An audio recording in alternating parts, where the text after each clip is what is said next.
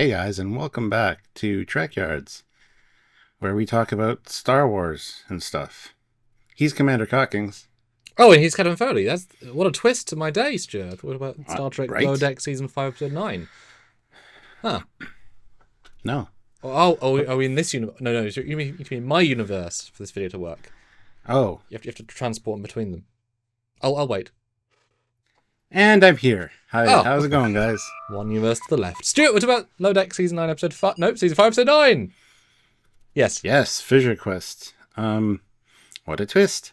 We know the real plot of the season. It Who all was came causing the about in one. Yeah, who is causing the fissures and why? I love the twist, actually. It's so out of left field. Wouldn't have seen it coming. And that's great. Yeah, if there was a pool where you bet on Lily coming back 0.0001%. Yeah, you'd make a lot of money if you got it right. That Jeff in the back seat that's been smoking something said, Lily! And he's talking to his dog, in fact, but the person took that as the bet. Yeah, I mean, it's not random, which I love, because they framed it in a really organic, except time travel. That's the only thing they didn't acknowledge, but universes exist different times, that's fine, just they didn't even mention it. Would have been nice, but that's fine. But it's such a nice little boxed concept. It's Lily, who's, let's say, 30 years older. Zephyr Cochrane developed alternate universe drive, not warp drive, in their universe, and they used it to make a ring ship, which they were doing anyway. That makes sense, as in we knew that was going to come, and they travel universes as their mission in not Starfleet. Yeah. And they've got their own prime directive of not contaminating cultures that don't have interdimensional travel, which I thought was kind of great. Which I guess is most. Yeah. And I got to think too, when they showed the thing on the view screen of the bubbled universes, they're different sizes. So I'm assuming that the different sizes indicate the age or the speed of how they develop. So yeah, that could be the time element right there, explaining that away. Well, yeah, I mean, it's a very easy, like, infinite universes. Infinite variations, both the every choice makes a universe, but also there might just be variations after that anyway, right? But it would have been nice if they'd said, oh, all universes have a slightly different temporal speed, and we are nearer to the ones we're near to, but because they've been traveling so long, in their perspective, they are visiting universes all over the place in terms of temporal sync, but really they're still traveling linearly. So for her perspective, it's 2159. But, would have been nice. I mean, I accept it, of course, as an audience member. Or it could have been Anarax from Krenim, temporal shielding. She just keeps traveling for 200 years. I mean, either one, but... Well, the other thing that's interesting is they didn't develop warp. They invented this interdimensional thing, which means... And she even says it to Boimler. Oh, that's true. Ooh. From your point of view, I'm staying in the same spot. Instead of going out and exploring... We're exploring different realities, but that would be very close to Earth. And she did say it's fun to meet aliens, and she did have Vulcans on her team, which is fine. But you know what I mean? Like it kind of implies that they don't have warp, and their exploring is all done interdimensionally, which would kind of limit them, unless the fissures open up in random spots of the galaxy or the galaxy, because then you can explore different planets and different realities. You know what I'm saying though? Like there's that dialogue is explicitly in there. Oh, you curveballed me there. Yeah, that's a really salient point. I'm fine with the idea that they can force a fissure and choose where it opens. Yeah, that seems to be the best solution. But then you'd also need to scan into another universe. Now, if you can travel, maybe you can scan. But yes, there's a really great scene in Red Dwarf, which I don't know if you've seen the scene, right before they had their year's hiatus the first time, and they are ragtag group of people traveling the galaxy. They've whatever, and they bump into a ship that has a time drive, and it's very exciting because they say, oh, we'll go back and see eat in the French Alps in 1647. It'd be beautiful, and they get the time drive, they turn it on. And then Crichton says, welcome to 16th century deep space. Yes, they're going back in time, but not at location. Because without a fast and light drive, time drive is entirely useless being that far out. So this is an incredibly salient parallel. If they can travel between universes around Earth, great. That's only going to get you so far. The fact they're in deep space, the fact that they're traveling, and as we saw in the we've seen at least implied in the previous episodes, these fissures are being generated. Now they do say there's always two rifts, so that can be wherever. So you could argue maybe she's just traveling a straight line, but you kind of would expect them to be somewhat close, like not a million light years away, right? And if they're always different places, there'd be different places. But is it? Oh, I don't know. If Bond was in Earth's solar system, that'd be kind of cool. Always a new Earth. But yeah, they have no warp. I mean, that's the implication. I guess you could argue that maybe if you're literally creating a tear, but through the walls between two universes, then the universes won't be in the same place to each other, because if they are, like say, let's even say 2 milliseconds differently paced, that will mean everything is in a different position at all in every universe. So you could argue they're just finding the new place. But then it'd be like, quantum leap. How do you ever return home? Because everything is so, how could you possibly line yourself back up unless it's a one-way trip? I don't think that was implied. Yeah, interesting. Wow. I think you'd have to have some kind of navigation. Slingshot return, like something linked to Earth quantum signature wise. Because Boimler says, "Scan me." Will use my true signature to send the message to my universe. So yeah, you would think that there'd be an automatic return to the kind of Earth thing for them, or just the simple navigation of pick an Earth, go there.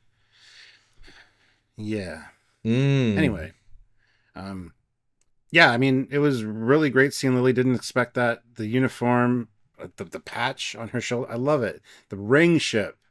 Did not expect that, but loved every second of it. So I mean, it could have been an NX-01. They have the models. They have the Eagle models. They could have easily, have the one from. It could have been the NX refit, the model used in Picard season 3, and all those would have been nice. But to have the ring ship, which has never actually been in the show, it's still not technically been in the show because it's a cartoon and it's not our version.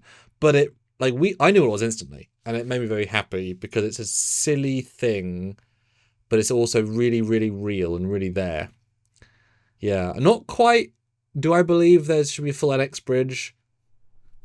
No, that was a bit much, but it was still nice to see. I'm glad they showed it because I didn't expect them to. We saw the one wall panel, we saw that, and then all of a sudden you got this bridge shot, and I'm like, okay, I like that. Because Lily, modern medicine, right? Archer was born, and Archer's dad worked with Zephyrin. So Lily was pretty in her 30s at the time, and Zephyr's in his 50s or 60s. So it might. I don't think she's that old, but I guess we never saw inside, the Intrepid from the NX era. Maybe those corridors are old hat. But it was definitely a little bit juxtaposition-y to have NX era, which is lovely, as you say. Not identical, but very, very close. But it's really a safe bet. If the art team says just recreate NX pieces and we'll put it together versus let's design a proto NX bridge. It's like, but we've done enough, guys. We're already stretched pretty thin. So it's a safe bet, right? It's not a complaint, but it's probably a little bit. But then I guess the uniforms are NX. It's an odd one. And it's an alternate universe as well. So yeah. That could have developed differently, obviously. Yeah. So their corridor designer was just a bit ahead of their time. By a few years. Yeah. But how do you felt, though, if it wasn't an NX refit? I would have been fine with that, honestly. Would that have been... Because that's felt more... See, Lower Decks often does clever fan usage, not fan service. If it had been an X01 refit with Lily as captain, then you are using a, wow, look, shiny, versus a deep cut. It's like, you have to know, right? How would that have played if it was the NX refit, the NX refit, and then everything else would have been the same? Where would that have compared to, honestly? I would have been fine with it, and I really wouldn't have thought about it too much, I don't think. But I personally like the idea of the ring ship being an earlier design and more closer to Lily's lifespan. But the uniforms should be a little bit more different then. Like small things. There should be small things different.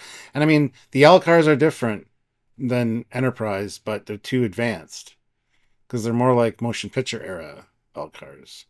So it's a weird amalgamation of stuff. And they could have been acquiring technology, and they really liked the uniforms that they saw, so they incorporated those into their crew. We know that the NX uniforms were from when Archer was starting out in flight school, Warp 2. So those things were already like 10 years old. So that the uniforms, they're boiler suit, right? They never go out of style. What are you going to do before that? But yeah, I think the ring ship was a smarter choice. It added a lot of extra fun.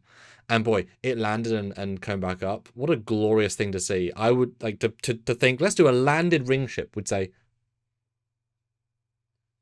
okay. And it was brilliant. Mm-hmm. Yeah, no, that was one of the things that really impressed me. The fact that the rings separated and folded the way they did so that it could actually land. I love that. Didn't expect that because they wouldn't have had transporter technology. Well, and I mean, also, the ring is not a warp ring, so therefore the tech is different. So that's why it could split up, right? There's no implication that it's a dimension ring, given they just fired a pulse out the front. Just saying. So therefore it's different expectations. But yeah, really nice to see. Really nice to see. But no, good twist. Interesting to see how it pays off next week. Or ignored.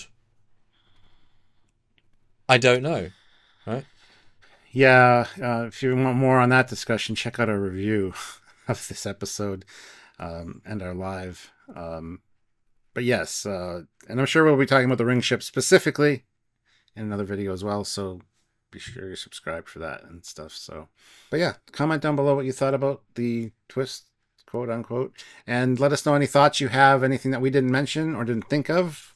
That's why we have the comment section, so we can expand our knowledge base and learn some things. So also like the video, subscribe to the channel, notify all the things, and join us for lives.